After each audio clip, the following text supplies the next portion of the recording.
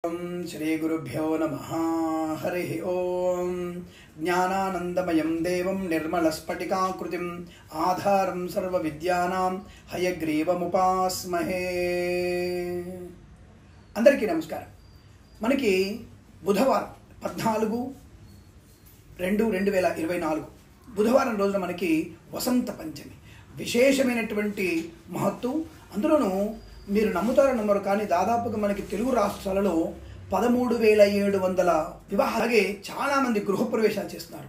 అంతటి బలమైనటువంటి ముహూర్తం. ఎందుకు ఇంతటి బలమైన ముహూర్తం వచ్చిందంటే దాదాపుగా మనకి కుంభంలో మకరంలో శుభగ్రహాల వీక్షణ, అద్భుతమైనటువంటి శుభయోగాలు, కుజుడి వల్లను గురుడి వల్లను అనుకూలవంతమైనటువంటి ధన ప్రాప్తి పొందుకోవడం, ఈ యొక్క ముహూర్తానికి బలం ఎక్కువగా ఉండడం వల్ల అనేక శుభకార్యాలు. కాబట్టి మీరు కూడా ఈ వసంత పంచమి రోజున అంటే 14/4/2024 రోజున మీరు తప్పకుండా ఏదైనా శుభకార్య నిమిత్తమై మీరు ప్రయత్నం చేస్తే, అంటే ఏదైనా అగ్రిమెంట్స్ కానివ్వండి, లేదా వివాహ సంబంధ చర్చలు కానివ్వండి, లేదా ఏదైనా ఉద్యోగ ప్రయత్నం కానివ్వండి, మీరు చేసినట్టయితే తప్పకుండా ఈ రోజున మొదలుపెట్టే ఏ పనైనా సరే విజయం చేకూరే అవకాశం. అలాగే మకర కుంభరాశుల వారికి, సింహరాశి వారికి, మీనరాశి వారికి ఇంకా విశేషమైనటువంటి బలము కలిగేటువంటి అవకాశం ఖచ్చితంగా కనపడుతోంది. కాబట్టి ఈ రాశుల వారు ఖచ్చితంగా మీరు ఇటువంటి శుభ ప్రయత్నాలు చేసే ప్రయత్నం చేయండి. అలాగే ఇంకొక విషయంలోకి వచ్చినప్పుడు విద్యార్థులు ఇప్పుడు ఈ రోజున కనుక మీరు విద్యా సంబంధమైన విషయం గురించి ఒక ప్రయత్నం చేస్తే, అంటే ఏదైనా ఒక మీకు హార్డ్గా అనిపించినటువంటి సబ్జెక్ట్ని ఈరోజు చదవడం ప్రారంభం చేయండి. ప్రారంభంలో అంటే సూర్యోదయానికి ముందు లేచి మీరు ఈ విద్యార్థులు కనుక తప్పకుండా ఈ విద్యా సంబంధమైనటువంటి ప్రారంభం, అంటే కెమిస్ట్రీ కానీ, లేదా ఎకనామిక్స్, కామర్స్ కానీ, మ్యాథ్స్ కానీ, ఏ పరీక్ష అయినటువంటి హార్డ్గా ఉన్నది, అంటే కొద్దిగా కఠినంగా ఉంది నాకు అనిపించేటువంటి విద్య గురించి మీరు ఈరోజు కనుక ప్రయత్నం చేస్తే అద్భుతమైనటువంటి జ్ఞాపక. శ్యామలాదేవి నవరాత్రి ఉత్సవాల్లో మధ్యలో ఉన్నాం మనం. కాబట్టి తప్పకుండా ప్రత్యంగిర అమ్మవారి, అలాగే శ్యామలాదేవి యొక్క నవరాత్రుల్లో జరిగేటువంటి వసంత పంచమి అద్భుతమైనటువంటి ప్రయోజనాన్ని, మీకు మంచి జ్ఞానాన్ని ప్రసాదించే అవకాశం ఉంటుంది. తప్పకుండా విద్యార్థులు, అలాగే రేపు రాబోయేటువంటి కాంపిటేటివ్ ఎగ్జామినేషన్స్లో పాలు పంచుకునేటువంటి విద్యార్థులు కూడా తప్పకుండా మీరు ఈ రోజున ఒక పుస్తకాన్ని ప్రారంభం చేయండి. మీ పుస్తకాలని అమ్మవారి దగ్గర పెట్టి నమస్కారం చేసి 2 అక్షంతలు వేసి అమ్మవారికి నమస్కారం చేసుకొని ఈ వసంత పంచమి యొక్క అనుగ్రహాన్ని, శ్యామలాదేవి యొక్క కృపా కటాక్షాలు పొందుకొని శుభమైనటువంటి ముహూర్తాల గురించి, శుభ కళ్యాణ పరంపర ఉత్సవాల గురించి, గృహప్రవేశం గురించి, అంతకు మించినటువంటి జ్ఞాన సమపార్జన కోసం వసంత పంచమి రోజును ఉపయోగించుకుంటే శుభం జరుగుతుంది. అందులోని వాళ్ళ బుధవారం కదా, బుధవారానికి గణపతి అధిపతి.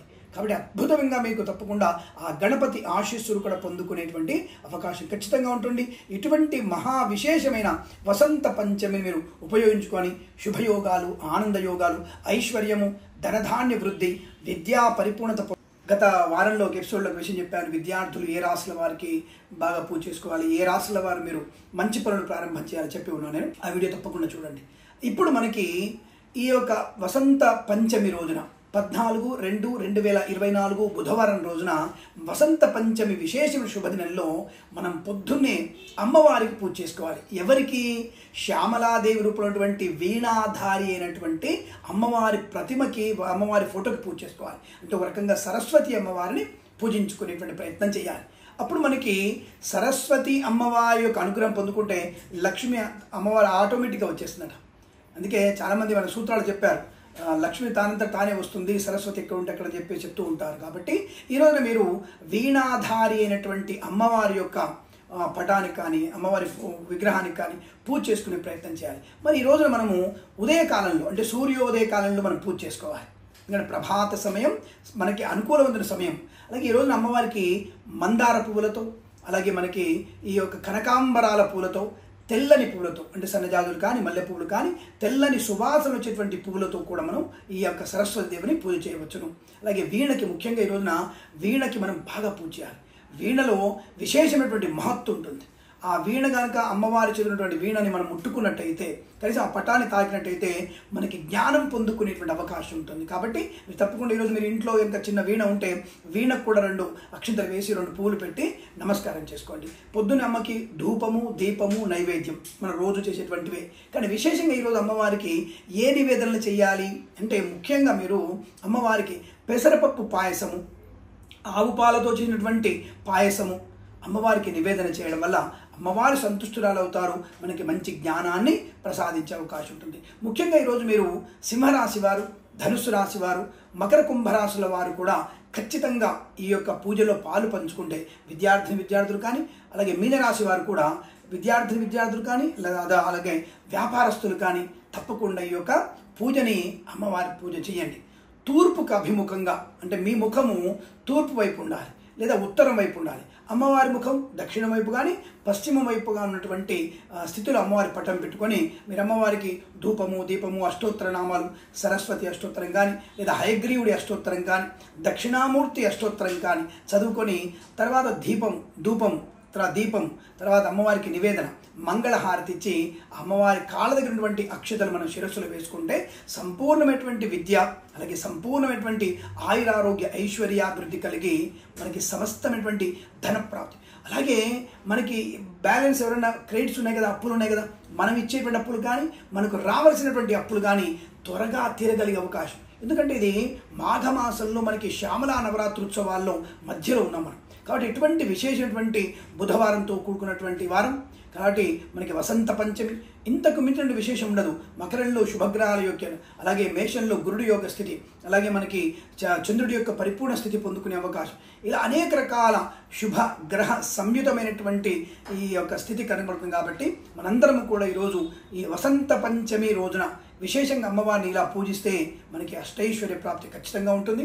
తప్పకుండా ఈ రాశుల వారు ఈ పూజలో పాలు పంచుకొని ఆనంద ఐశ్వర్య యోగాలు పొందాలని కోరుకో. అలాగే ఈ వసంత పంచమి రోజున కొన్ని దానాలు కూడా చేయాలి మనం. చాలా మంచిది, గుర్తుపెట్టుకోండి. ముఖ్యంగా విద్యార్థులు చదువులో కాస్త ఆటంకాలు ఉన్నవాళ్ళు, లేదండి మా అబ్బాయికి 80% వస్తుంది 90% అవ్వాలంటే వాడిని పుష్ చేయకంటే అనవసర బలవంతంగా వాళ్ళని పిండి రుబ్బినట్టుగా రుబ్బకండి. వాళ్ళని జ్ఞానంగా ప్రశాంతంగా చదువుకోనివ్వండి. ముఖ్యంగా ఇటువంటి అంటే కొద్దిగా వెనుకడు ఉన్నటువంటి విద్యార్థుల చేతులతోని పెన్నులు కానీ, పుస్తకం కానీ లేదా పెన్సిళ్ళు కానీ దానంగా ఇప్పించండి. అలాగే బీదవారు ఉంటారు కదా, స్కూల్ పిల్లలు, వాళ్ళ తోటి విద్యార్థులకి చెప్పులు కానీ, గవర్నమెంట్ స్కూల్కి వెళ్ళండి, ప్రభుత్వ పాఠశాల పిల్లలకి కాసింత వాడికి టిఫిన్ బాక్సులు కానీ, పెన్నులు, పెన్సిళ్ళు, స్కూల్ బ్యాగులు, బుక్స్ లాంటివి, లేదంటే పాదరక్షలు అంటే చెప్పు లాంటివి, షూ లాంటివి కొనిచ్చండి. ఈరోజు చేసేటువంటి ఎటువంటి దానాలు కూడా మీకు చాలా అద్భుతమైనటువంటి శుభయోగాన్ని కలిగిస్తాయి. మీ పిల్లల్లో అనేకమైనటువంటి ఉన్నత ఆలోచనల్ని పెంపొందిస్తాయి. అంటే సమాజానికి ఉపయోగపడేటువంటి విద్యను వాళ్ళు పొందుకునే అవకాశం ఉంటుంది. ఆ సరస్వతీదేవి, శ్యామలాదేవి అనుగ్రహంతో తప్పనిసరిగా మీ పిల్లలు ఉత్తమ విద్యావంతులు అవడానికి అవకాశం ఖచ్చితంగా ఉంటుంది. పిల్లల చేత ఎటువంటి దానం చేయించండి. అలాగే అపాత్ర దానం పనికిరాదు. ముసలి వాళ్ళకి, ఎటువంటి విద్యార్థులకు మా దానం చేయండి. అలాగే ఎవరైనా సరే దివ్యాంగుల వారికి మాత్రమే చేయండి తప్ప అనవసరం ఇతరులకి ధనము కానీ దానం చేయకూడదు.